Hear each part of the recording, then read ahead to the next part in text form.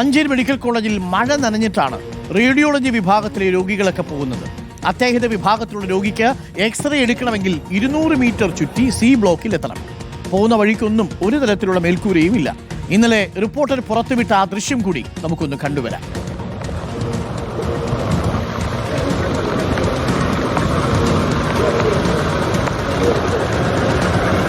മഴ നനഞ്ഞ് രോഗിയുമായിട്ട് പോവുകയാണ് ബന്ധുക്കൾ. നല്ല മഴയത്താണ് പോകുന്നത്. ഒന്ന് ആലോചിച്ച് നോക്കണം. ഒരു കെട്ടിടത്തിനുള്ളിലാണ്, ഒരു മെഡിക്കൽ കോളേജ് ക്യാമ്പസിനുള്ളിലെ കാഴ്ചകളാണ് പ്രേക്ഷകർ ഇപ്പോൾ കാണുന്നത്. രോഗികളെ കൊണ്ട് എക്സ്റേക്ക് പോകുന്ന കാഴ്ചയാണ്. മഴ പെയ്താൽ മഴ നനഞ്ഞുകൊണ്ട് പോകണം. ഇതാണ് മഞ്ചേരിയിലെ അവസ്ഥ. അഷ്കരലിയുണ്ട്. അഷ്കരലി ഒരു ഭാഗത്ത് ഓഡിറ്റോറിയത്തിൻ്റെ പണി ഒരു വർഷമായിട്ടും എങ്ങും എത്താതെ കിടക്കുന്നു. മറുഭാഗത്ത് റേഡിയോളജിയിലും എക്സ്റേ വിഭാഗത്തിലും ഒക്കെ പോകുന്ന രോഗികൾ മഴ നനഞ്ഞ് ആ പ്രദേശമൊക്കെ ചുറ്റി എഴുന്നള്ളത്ത് പോലെയാണ് കൊണ്ടുപോകുന്നത്. എത്ര പരിതാപകരമായ അവസ്ഥയാണ് അല്ലേ അഷ്കർ? അരുൺ, അങ്ങേയറ്റത്ത് ദയനീയ സാഹചര്യം എന്ന് തന്നെ പറയേണ്ടി വരും. ഒരുപക്ഷെ കേരളത്തിലെ മറ്റൊരു ആശുപത്രിയിലും ഇങ്ങനത്തെ ഒരു കാഴ്ച ഉണ്ടാവില്ല എന്നാണ് നമ്മൾ പ്രതീക്ഷിക്കുന്നത്. അങ്ങനെ ഉണ്ടാകാതിരിക്കട്ടെ. കാരണം മഞ്ചേരി മെഡിക്കൽ കോളേജിൽ എത്തുന്ന രോഗികൾ അത്രയധികം ദുരിതം ഈ വിഷയത്തിൽ അനുഭവിക്കുന്നുണ്ട് എന്നുള്ളതാണ്. ഇത് ഇന്നും ഇന്നലെയും തുടങ്ങിയ പ്രശ്നമല്ല. മഞ്ചേരി മെഡിക്കൽ കോളേജ് ആരംഭിച്ച മുതൽ തന്നെ ഈ ഒരു പ്രശ്നം നിലനിൽക്കുന്നുണ്ട്. കാരണം 3 കെട്ടിടങ്ങളിലായാണ് പ്രധാനമായും മഞ്ചേരി മെഡിക്കൽ കോളേജ് പ്രവർത്തിക്കുന്നത്. ABC എന്നുള്ള 3 കെട്ടിടങ്ങൾ. അത് ഈ C ബ്ലോക്കാണ് പഴയ കെട്ടിടം. അവിടെയാണ് റേഡിയോളജി ഡിപ്പാർട്ട്മെന്റ് പ്രവർത്തിക്കുന്നത്.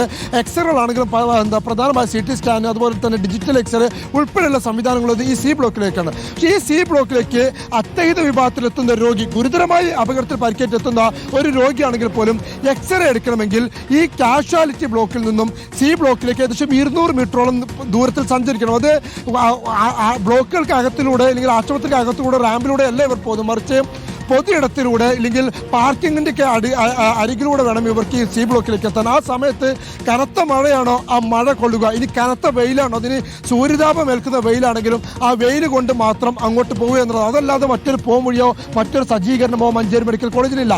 നിരവധി തവണ പരാതി പറഞ്ഞിട്ടും ഇതുവരെ അതിനൊരു ശാശ്വത പരിഹാരം കാണാൻ മെഡിക്കൽ കോളേജിനോ ആരോഗ്യ വകുപ്പിനോ ഇതുവരെ സാധിച്ചിട്ടുമില്ല.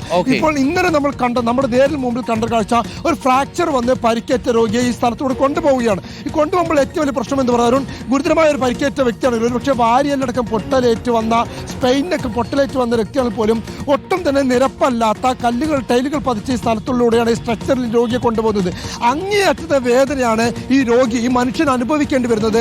ഈ പൊട്ടലിന്റെ വേദനയ്ക്ക് പുറമെ ഈ ഇത്തരത്തിൽ ഒട്ടും പരിക്കമല്ലാത്ത ഇതിലൂടെ കടന്നു പോകുമ്പോൾ വലിയ തോതിൽ ശരീരം ഇളകുകയും വേദന അനുഭവിക്കുകയും ചെയ്തു. മാത്രമല്ല പലപ്പോഴും ഇത് കൊണ്ടുപോകുന്നത് കൂട്ടിരിപ്പുകാരാണ്. കൂട്ടിരിപ്പുകാർക്ക് കൃത്യമായി രോഗിയെ ഉപയോഗിച്ച് സ്ട്രെച്ചർ എങ്ങനെ കൊണ്ടുപോകണമെന്ന് അറിയാത്ത മനുഷ്യരാണ് ആ കയറ്റത്തിലൂടെയും മഴയിലൂടെയും ഒക്കെ തള്ളിക്കൊണ്ടുപോകുന്നത്. അത് ഈ രോഗിയുടെ ജീവന് പോലും അപകടത്തിലാക്കുന്ന അവസ്ഥയാണ് എന്നുള്ളതാണ്.